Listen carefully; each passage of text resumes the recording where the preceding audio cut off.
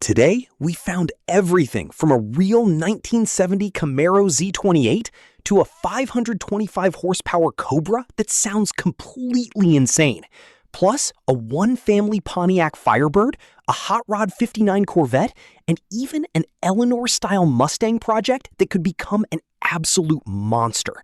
And honestly, some of these prices are way lower than I expected. Car number 1. 1955 Cadillac Fleetwood Series 60, Winthrop, Massachusetts, $17,900.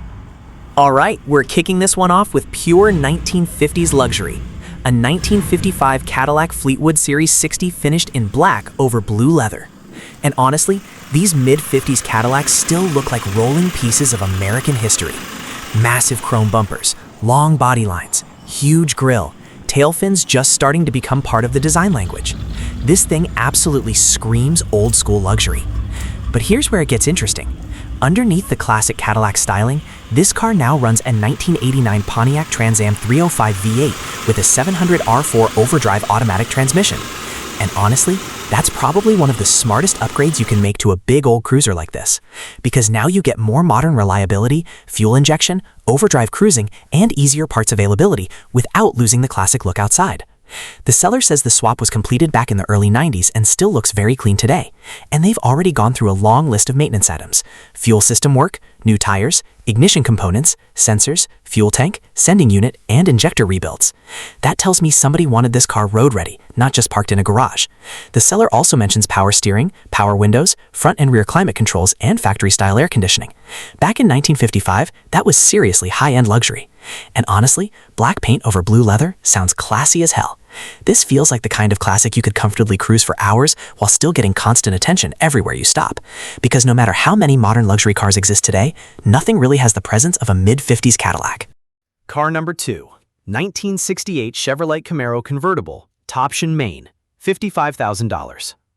Next up is one of those cars that instantly feels like summer. A 1968 Chevrolet Camaro convertible finished in blue over blue with a white power top. And honestly, first-generation Camaro convertibles just never go out of style. This one's powered by a 350 V8 paired with an automatic transmission and power steering. The seller also mentions the car carries the SS package and rides very well.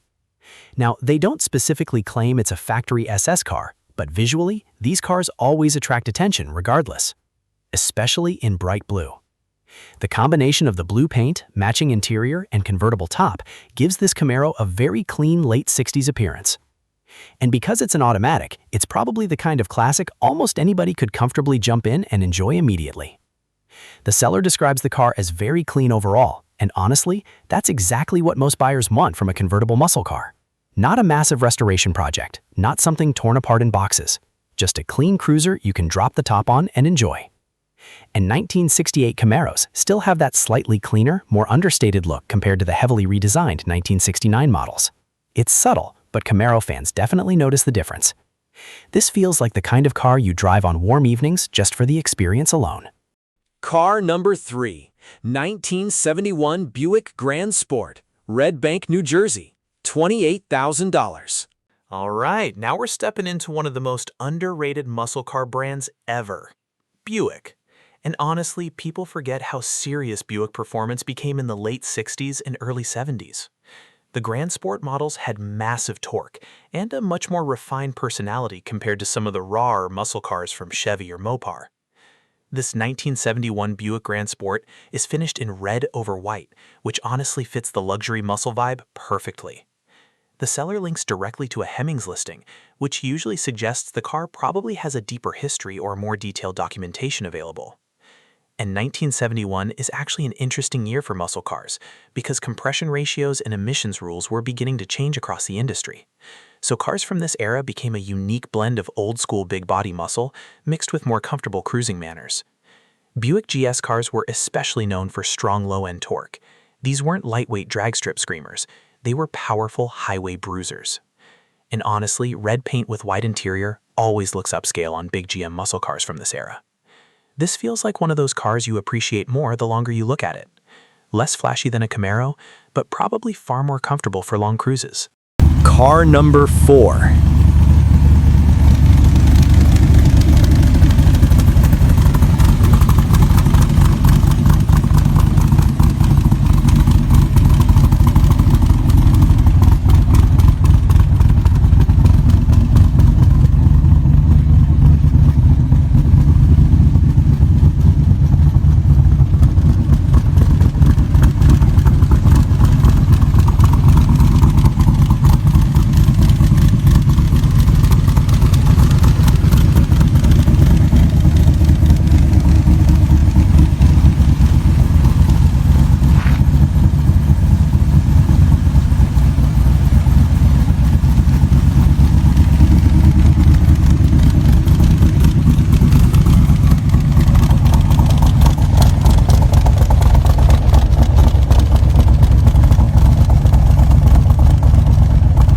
1965 Shelby 427 Cobra Backdraft, Garden City, New York, $98,000.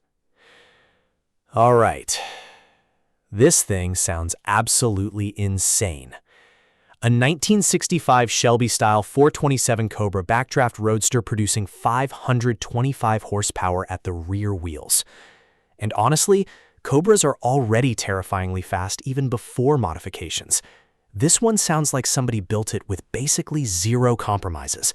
Fuel-injected 427, 5-speed Tremec transmission, carbon fiber dual clutch setup, race suspension, Willwood brakes, independent rear suspension, side pipes, rack and pinion steering.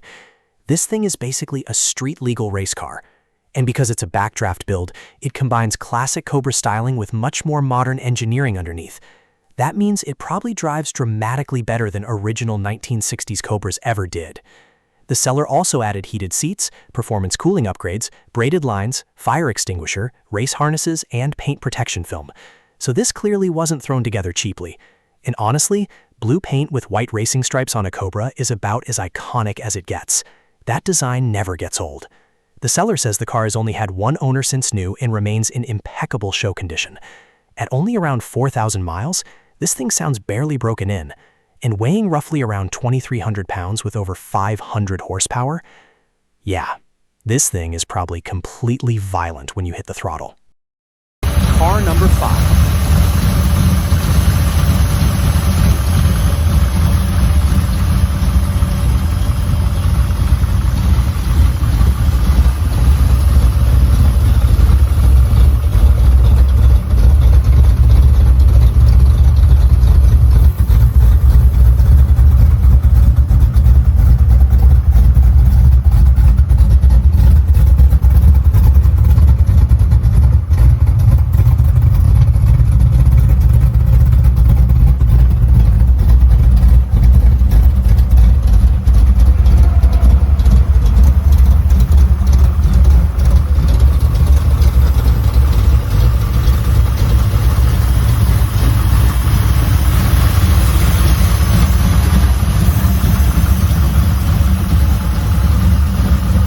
'74 Chevrolet Camaro Z28, Finksburg, Maryland, $15,000. And finally, we end this part with something that sounds way more serious than the price suggests.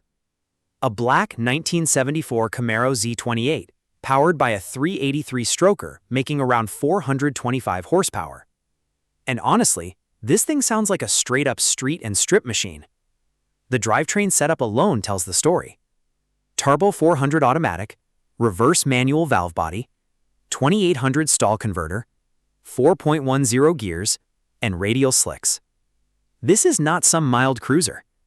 The seller even claims the car runs consistent 1150 quarter-mile times. That's legitimately fast for an old-school steel-bodied Camaro. And because it's a second-generation Camaro, the car already has a naturally aggressive stance. Long nose, wide rear quarters, low roofline. Finished in black over black, this thing probably looks downright sinister in person. Now, the seller is honest that the interior still needs work and calls it a light project. But honestly, for many muscle car guys, drivetrain performance matters way more than perfect upholstery.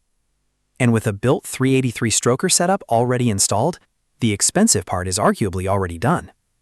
This feels exactly like the kind of old-school street machine people built in the 80s and 90s to terrorize local cruise nights and drag strips. Loud, fast, raw, unapologetic. Exactly what an old Camaro should feel like. Car number 6, 1968 Camaro, $50,500, Commack, New York. Now this is the kind of listing that makes hardcore Camaro guys stop scrolling immediately. A real California-built 1968 Camaro with original sheet metal, no rust history, and a nasty 427 L71 engine paired to an M22 Rock Crusher transmission. That combo alone tells you this thing means business. The seller says it's an original Los Angeles-built car, never undercoated, never rusted, and still wearing original sheet metal. If that's accurate, that's a huge deal, because first-gen Camaros are notorious for rust. And then there's the drivetrain. 427 big block, M22 manual, 3.73 rear gears. This is old-school muscle car perfection right here. The Yenko-style hood adds even more attitude too.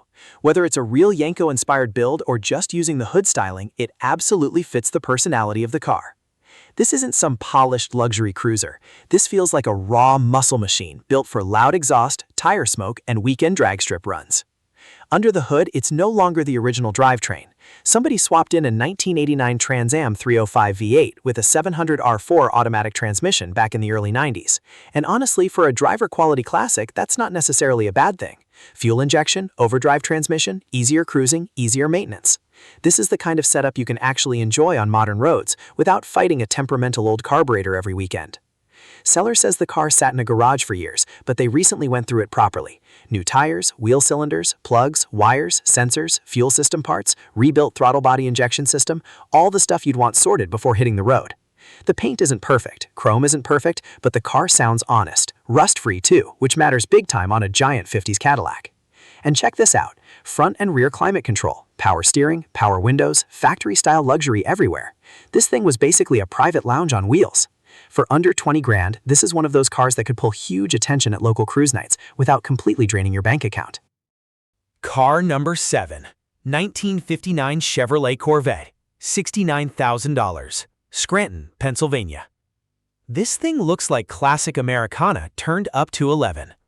A bright red 1959 Corvette with white coves and a built 350 V8 hot rod setup. The seller makes it very clear. This car was built to drive, not sit under lights in a museum. And honestly, that's refreshing. Too many classic Corvettes become untouchable investment pieces.